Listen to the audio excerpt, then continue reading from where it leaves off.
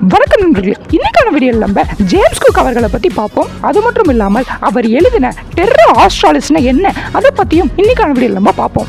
ஒரு முறை James cook கிட்ட கேள்வி கேட்டார்கள்.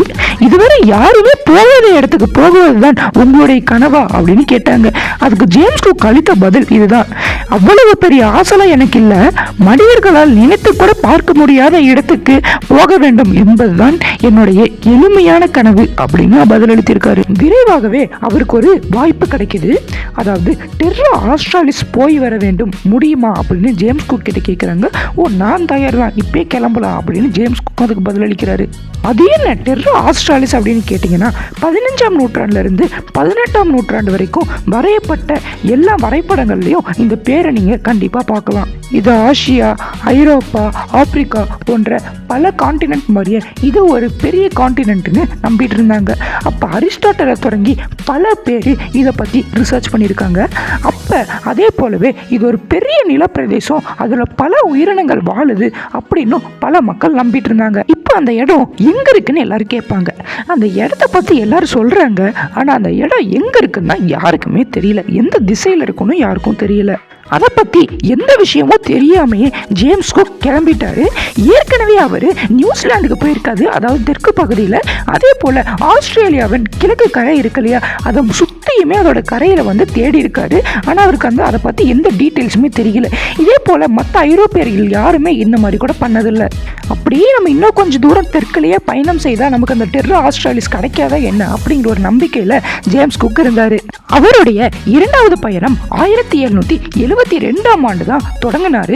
இந்த முறை அவர் ரிசல்யூஷன், அட்வென்ச்சர் போன்ற கப்பலை தான் அவர் தயார் செய்தார். கப்பலில் ஏறினதுமே குக் வழக்கம் போல பணியாளர்களை அழைத்து இந்த மாதிரி நீங்கள் சுத்தமாக இருக்க வேண்டும் அப்படின்னு சொல்கிறாரு. அதாவது எச்சில் துப்பக்கூடாது, துணிகளை நல்லா துவைத்து காய போடணும், அதே மாதிரி சாப்பிட்றதுக்கு முன்னாடியும் சாப்பிட்றதுக்கு அப்புறமேல் கையை கழுவணும், இந்த மாதிரி பல அறிகுறிகளை சொன்னார். அந்த காலகட்டத்தில் ஸ்கர்வி எனப்படும் ஊட்டச்சத்து குறைபாடாக இருக்க ஒரு நோய் வந்து எல்லாத்தையுமே அஃபெக்ட் பண்ணிட்டு இருந்துச்சு. அதாவது இந்த கப்பல் பணியாளர்கள், கப்பல் ஓட்டுவாங்க இல்லையா, கப்பல் போர் வீரர்கள், இந்த மாதிரி பல மக்கள் எல்லாத்தையுமே அந்த நோய் வந்து மெயினாக அஃபெக்ட் பண்ணிட்டு இருந்துச்சு. அந்த சமயத்தில் பல கப்பல் பயணிகளை அந்த நோய் கொன்னுச்சு. அதே போல் ஜேம்ஸ் குக் அந்த கப்பல் பயணத்தில் அவருடைய கப்பலில் யாருக்கும் எந்த தொந்தரவு வரக்கூடாதுன்னு பல ஆராய்ச்சி பண்ணி ஒரு ஆராய்ச்சியாளராகவே மாறிட்டார். குக் பலவிதமான சாறுகளை எடுத்து அதை கலக்கி அங்கிருந்த பணியாளர்களுக்கு கொடுத்தாரு. ஏன்னா அதுக்கு அப்போ தான் நோய் எதிர்ப்பு சக்தி இருக்குன்னு அதெல்லாம் கொடுத்துருக்காரு. குக் அவருடைய பணியாளர்கிட்ட இது என்ன, இது ஏது, அதெல்லாம் நீங்கள் கேட்கக்கூடாது, நான் கொடுத்தோன்னே நீங்கள் குடிக்கணும், அதுதான் என்னோட கட்டளை அப்படின்னு சொல்லி இதை கம்பல்சரியாக கொடுத்துருவாரு. குக் அவர்கள் ஊற வைத்த கேரட், மால்ட், ஆரஞ்சு, எலுமிச்சை சாறு போன்ற பொருட்களை தான் அவருடைய மருத்துவத்துக்கு பயன்படுத்தி இருக்காரு. இந்த மாதிரி விஷயங்கள்ல அவருக்கு நல்ல இன்ட்ரெஸ்ட் இருந்ததுனால அவர் பல மருத்துவர்களை அவர் கூட கூட்டிட்டு வந்திருந்தாரு. செடி, கொடி, இலை, தலை போன்ற பலவற்ற பொருட்களை சேகரித்து அதோடைய மருத்துவ குணங்களை கண்டுபிடிக்க வேண்டும் அப்படின்னு சொல்லிட்டு இருந்திருக்காரு. இன்னொரு நாள் முட்டைக்கோஸ் பரிசோதனையை தொடங்கினாராம். முட்டைக்கோஸை எடுத்து துண்டு துண்டா வெட்டி அதை உப்புல போட்டு நன்றாக புளிக்கும் வரை காத்திருந்தாராம். அடுத்தது புளித்ததுக்கு அப்புறம் அதை எடுத்து மற்றவர்களுக்கு கொடுத்தாராம். இந்த பரிசோதனை பெரும் வெற்றி பெற்றது. ஜேம்ஸ் குக்குடைய பயணங்களை போலவே அவருடைய மருத்துவமும் ரொம்பவுமே புகழ் பெற்றது. ஜேம்ஸ் குக் அவர்கள் பயணம் செய்த கப்பலை தவிர மற்ற கப்பல்ல இருந்து பலர் இந்த ஸ்கர்வி நோயால் உயிரிழந்தாங்க. அதனால எல்லாரும் ஜேம்ஸ் குக் அவர்கள்கிட்ட ஓடி வந்து, ஐயா நீங்கள் சொன்ன மருந்து என்ன, அந்த மருந்து கொடுங்க, நாங்களும் அதை பயன்படுத்துகிறோம் அப்படின்னு சொல்லி பலர் அந்த மருந்தை வாங்கிக்கிட்டாங்க. ஜேம்ஸ் குக் அவர்களும் பலர்கிட்ட அந்த மருந்தை கொடுத்தாங்க.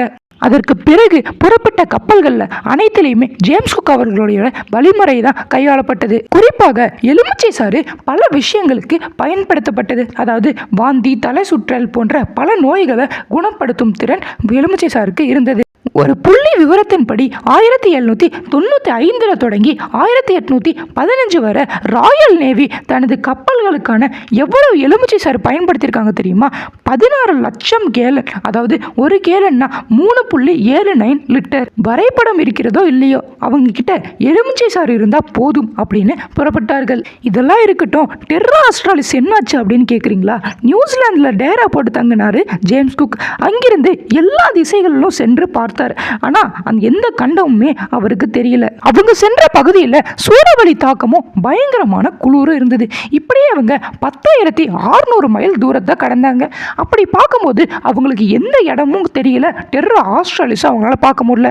இன்னும் சில நாட்களை செலவிட்டு அதுக்கப்புறம் அவருடைய புத்தகத்தில் அவர் எழுத தொடங்கிட்டாரு. அதாவது டெர்ரா ஆஸ்ட்ராலிஸ் என்பது ஒரு கற்பனை இடம், இனி அதை யாருமே தேடி போக வேண்டாம் அப்படின்னு அவர் எழுதிட்டாரு. அவர் சொன்ன பிறகுதான் உலகம் ஏற்றுக்கொண்டது. அதாவது புதிய கண்டத்தை கண்டுபிடித்து புகழ் பெற்றவர்கள் மத்தியில் ஒரு கண்டம் இல்லவே இல்லை என்பதை சொல்லி புகழ் பெற்றவர் ஜேம்ஸ் குக் தான். அதனால அவர் எதையுமே கண்டுபிடிக்கல நம்ம வைக்கக்கூடாது.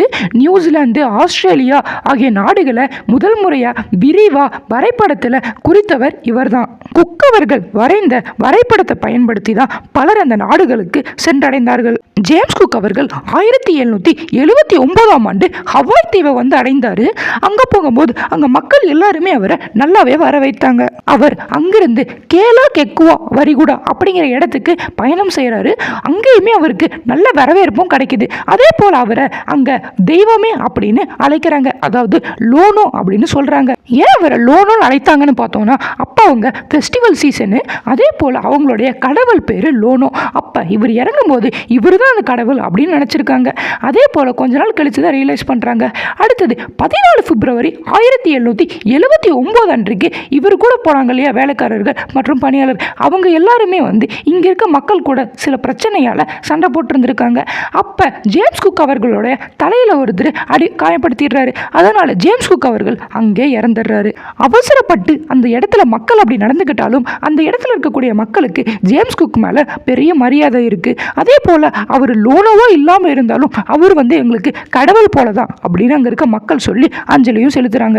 இன்றும் ஜேம்ஸ் குக்கோடைய அடையாளம் இதுதான். அவர் உலகின் தலை சிறந்த பயணிகளில் ஒருவராக மட்டும் இல்லை, அவர் ஒரு நல்ல மனிதனும் கூட. ஓகே நண்பர்களே, இந்த வீடியோவில் கண்டிப்பாக உங்களுக்கு நிறைய இன்ஃபர்மேஷன் கிடைச்சிருக்கும். ஜேம்ஸ் குக் யார், இந்த டெர்ரா ஆஸ்ட்ராலிஸ்னா என்ன, அதை பற்றி நிறைய விஷயங்கள் நம்ம பார்த்துருப்போம். இந்த வீடியோ கண்டிப்பாக யூஸ்ஃபுல்லாக இருந்திருக்கும். நிறைய பேருக்கு ஷேர் பண்ணுங்கள், அவங்களுக்கும் யூஸ்ஃபுல்லாக இருக்கும். அடுத்த வீடியோ சந்திப்போம். Tata, bye by.